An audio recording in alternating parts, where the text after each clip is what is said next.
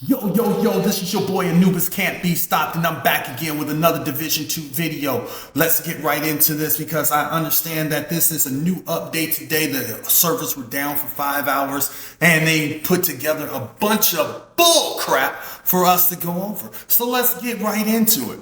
So, being that we're getting into the bull crap that has just dropped and we were expecting nothing but trash and we got nothing but trash, and Trash is their middle name. So since Trash is their middle name and they want to make this thing a big deal about escalations and all the what do you call it, elevated missions, or what do you want to call them, the new prototype gear missions, or whatever you want to call them, let's put it what it is. It is absolute trash. Okay, let's be real.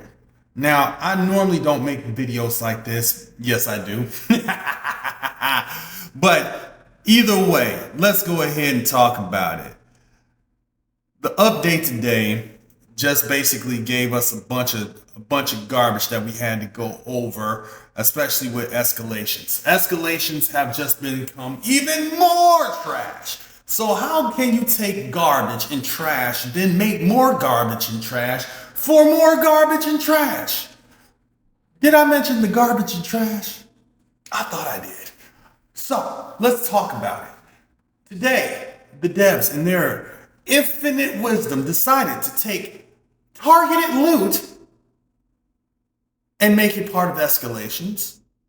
But in return for the targeted loot chance that anything that's targeted loot will drop with an escalation piece, mind you, it can't come out of one of the loot crates in those escalated missions.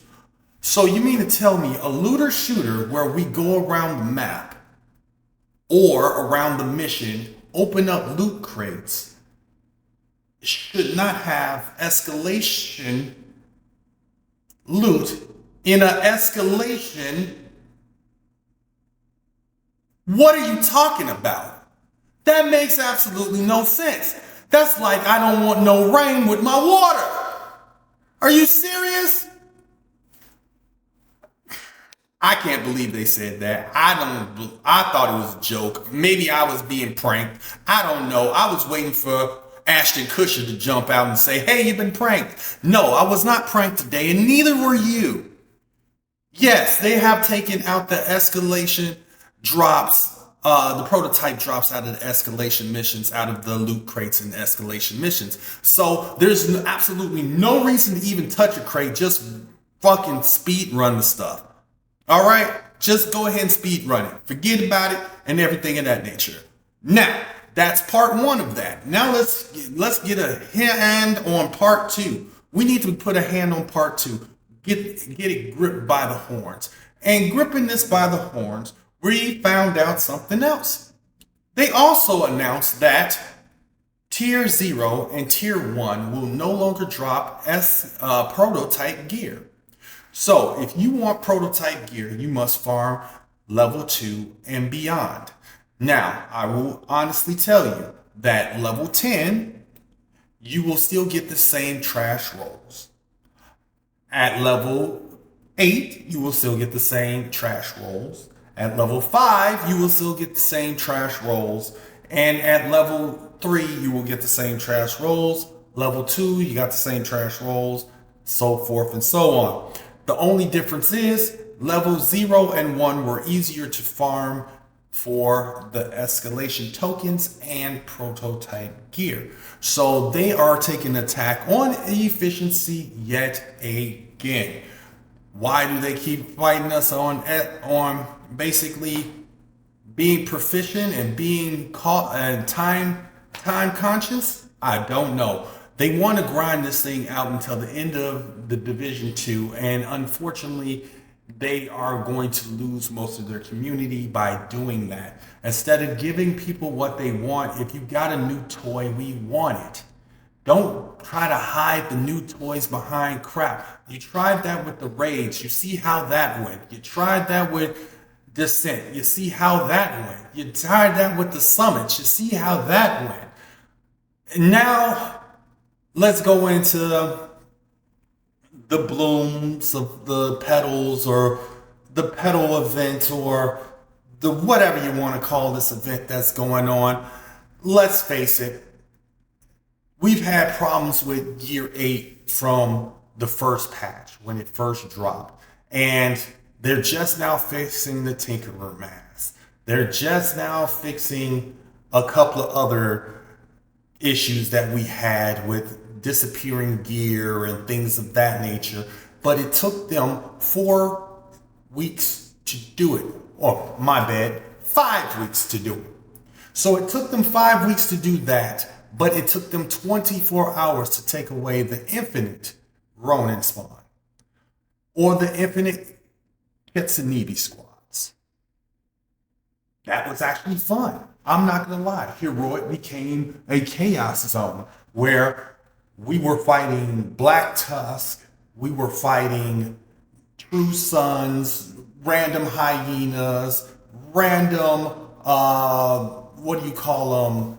Convoys, and then Kitsunibi squads and Ronins. It was a madhouse. It was insane. It was absolutely lucrative. It was the funnest part of the game. At that point, we were farming in one spot, didn't have to move all over the map. We were getting gear, we were getting keys, we were getting a bunch of stuff. It was absolute chaos, but it was fun chaos. What did they do? They patched it within 24 hours. The efficiency dropped to 0. Then some creators let you know, hey, if you log out and log back in, you can respawn the Ronin and you have a chance at the keys. Fine. That was going well. And silently enough, of course, they tried to nerf that as well. If you notice that logging in and logging out sometimes does not give you a Kitsunibi squad or a Ronin. Now, I've heard a rumor that if you don't kill the Kitsunibi squad and you let the Ronin come out, or you log in or log out and the Ronin will come out, you kill the Ronin, you don't kill the Kitsunibi squad, you let them be. Okay, they upped the key drop chance to 100% from the Ronin. The Kitsunibi squads have a higher chance of dropping a key, but it's not guaranteed.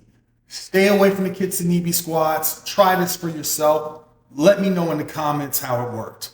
Now let's talk about the exotics. The exotics that we have are absolute garbage. I'm sorry. I don't want to prime my pistol. I don't want to prime the agitator. It's agitating me that you even came up with this talent. This is absolute trash. If you want a build that will dominate all builds in the game, check me out on Patreon. I got some builds for you. I'm going to be dropping new builds on Friday. I took down all the old ones. Friday, new builds will be dropped on Patreon. You'll be able to see everything that I've got going on with the builds for this season and this season alone. Well, not this season alone. All of these have been used at one point in time in every single season. I've used it when we got the incursion. I've used it in the raids. I've used these builds all over the place. And the only thing I've added, which was the new thing, was the core strength. Core strength is one of the strongest gear sets in the game outside of Striker, Heartbreaker. Everybody loves Heartbreaker for survivability. My philosophy is they can't shoot back if they're already dead. It's your boy Anubis Can't Be Stopped. Like and subscribe to the channel. Check out my Patreon. You are more than welcome to subscribe to my Patreon. That way you'll be the first to know when the new stuff drops. You'll be able to also follow my Rise of the Anubis story that I am working on right now. So feel free to go ahead and drop a like, subscribe to the channel, join me on Patreon. Either way, stay frosty out there, agents, and I'll see you in the next one.